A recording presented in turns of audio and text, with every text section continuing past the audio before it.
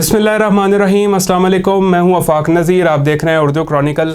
नाज़रीन, मौलाना फजलुर रहमान इस वक्त हर जगह ख़बरों की ज़ीनत बने हुए हैं। जिस तरीके से उन्होंने पहले प्रेस कॉन्फ्रेंस की, फिर उसके बाद जो है वो इंटरव्यू दिया, उसने हर जगह पे जो है वो तहलका मचाया हुआ है। फिर दो जमातें जो एक दूसरे की सख्त तरीन मुखालिफ थीं, आज एक दूसरे के करीब आती हुई दिखाई दे रही हैं। फिर इमरान खान साहब के केसेस के हवाले से अपडेट भी आपसे शेयर करूँगा, लेकिन उससे पहले आपसे रिक्वेस्ट है, अगर चैनल को सब्सक्राइब नहीं किया तो कर लीजिए, ताकि आने वाली हर अपडेट जो है वो आप तक पहुँच जाए। तो बात का आगाज़ करते हैं मौलाना फजलुर रहमान से। मौलाना फजलुर रहमान का जो मामला है वो प्रेस कॉन्फ्रेंस से शुरू होता है, जिसमें प्रेस कॉन्फ्रेंस के दौरान वो इस्टेब्लिशमेंट को खूब आड़े हाथों लेते हैं। फिर जो है वो धांधली पर जो है वो खूब बात करते हैं, जिस तरीके से जो है वो कहते हैं जी कि उनकी जमात को हराया गया, और फिर जो ओवरऑल इलेक्शन 2024 की सूरत हाल बनी उस पर भी जो है उन्होंने खूब तहफ़्फ़ुज़ात का इजहार किया है। फिर उसके बाद जो उन्होंने इंटरव्यू दिया नदीम मलिक साहब को, वो काफ़ी जो है वो इम्पोर्टेंस इख्तियार कर चुका है। तो मुख्तसर अहवाल इंटरव्यू का मैं आपके सामने रख देता हूँ। अच्छा, ये कोई नई कहानी नहीं है जो जिस बात का उन्होंने इकरार किया, ये चीज़ें हम पहले भी सुनते आए हैं। जो भी उस वक्त इमरान खान साहब के ख़िलाफ़ अदम एतमाद आई, उसके जो मरकज़ी किरदार थे वो एक एक करके उन्होंने इस चीज़ को तस्लीम किया। अब उसके बाद जो इन मरकज़ी किरदारों को लीड कर रहे थे, आखिर उन्होंने भी जो है वो तस्लीम कर लिया है। देर आए दुरुस्त आए, उन्होंने भी जो है वो इस बात को तस्लीम कर लिया है। अच्छा जी, उन्होंने जो है वो इमरान खान साहब के ख़िलाफ़ जो तहरीके अदम एतमाद लाई गई, उस पर उनका कहना था कि वो कोई रूटीन की कार्रवाई नहीं थी, बल्कि वो उस वक्त की इस्टेब्लिशमेंट यानी कि उस वक्त के आर्मी चीफ़ जनरल बाजवा और उस वक्त के ISI के जो चीफ़ थे जनरल फैज़, उनके मुताबिक जो है वो उनके कहने के ऊपर लाई गई। और फिर उन्होंने जो है वो तमाम जमातों को बुलाकर कहा कि आपने जो है वो सारे मामले को जो है वो किस तरीके से लेकर चल रहे हैं और किस तरीके से जो है वो इमरान खान साहब को इक़्तिदार से जो है वो फ़ारिग करना है। तो फिर अब ये बात का जो है वो इकरार कर चुके हैं मौलाना फजलुर रहमान ख़ुद, जो कि सारे प्रोसेस का हिस्सा थे, उसको लीड कर रहे थे। नून लीग और पीपल्स पार्टी का भी जो इस सारे मामले में किरदार रहा, उसको भी जो है उन्होंने डिस्कस किया। फिर उस वक्त जो भी उन्होंने जो स्टेप उठाया, ये चीज़ हमने देखी कि वो PTI के हक़ में गई। जो भी स्टेप उन्होंने कदम उठाया, वो उनके अपने सियासी ताबूत में जो है वो कील साबित हुआ, और इमरान खान साहब की जो मकबूलियत थी उसमें जो है वो दिन ब दिन इजाफा ही होता चला गया। और PTM जो कहती थी कि ये बिल्कुल आइनी तरीके से जो है वो इमरान खान साहब को फारिग किया गया है, उन्हें घर भेजा गया है, तो अब ये सारी चीज़ जो है वो मुकम्मल तौर पर एक्सपोज हो चुकी है।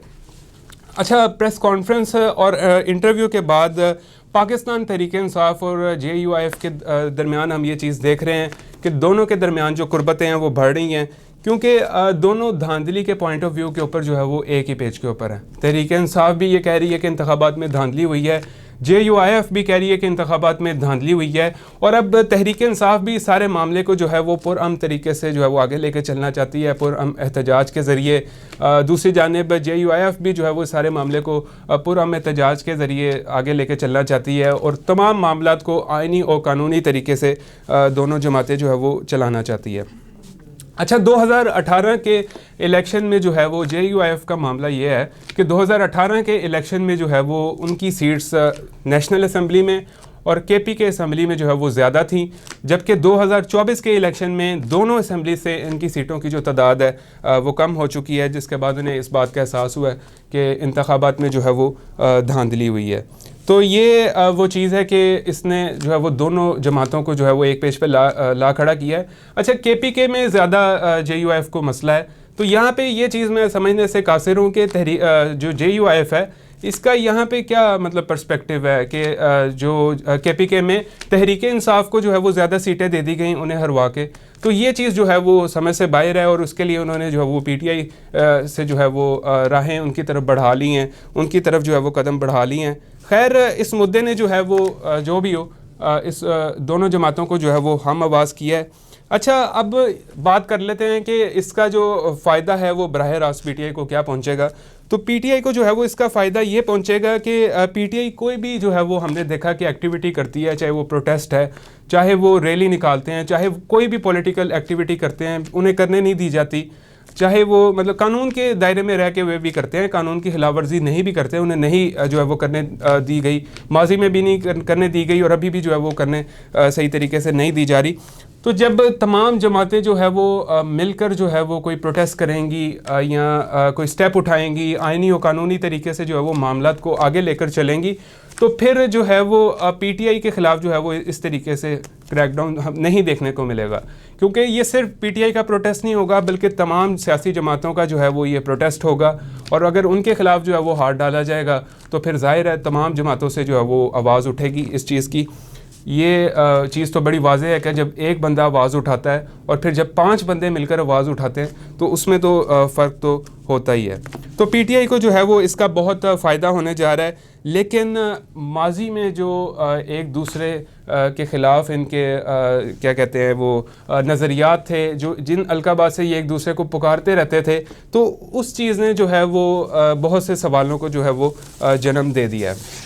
इसके अलावा जी साइफ़र इमरान खान साहब के ख़िलाफ़ केसेस की बात कर लेते हैं। साइफ़र, तोशाखाना, इद्दत में निकाह केसेस और नैब केसेस में जो है वो बानी पीटीआई की सज़ा के ख़िलाफ़ जो है वो अपीलें दायर कर दी गई हैं।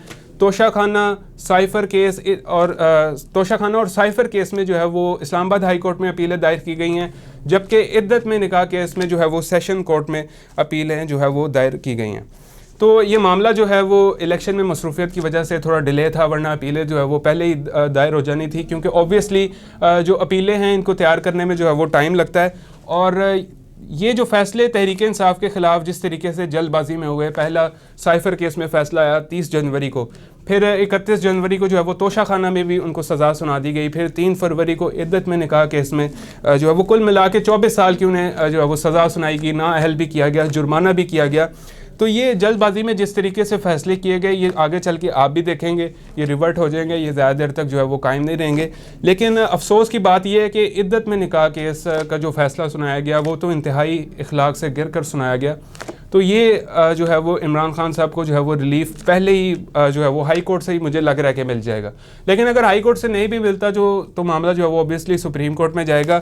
लेकिन जिस बुनियाद पर ये केसेस के फ़ैसले सुनाए गए, जल्दबाजी में जिस तरह सुनाए गए, ये उम्मीद यही है कि इस्लामाबाद हाई कोर्ट से ही चल के जो है वो रिवर्ट हो जाएंगे। तो नाज़रीन, इसी के साथ ये था हमारा आज का व्लॉग। एक नई वीडियो में आपसे फिर मुलाकात होगी, तब तक के लिए अल्लाह हाफ़िज़।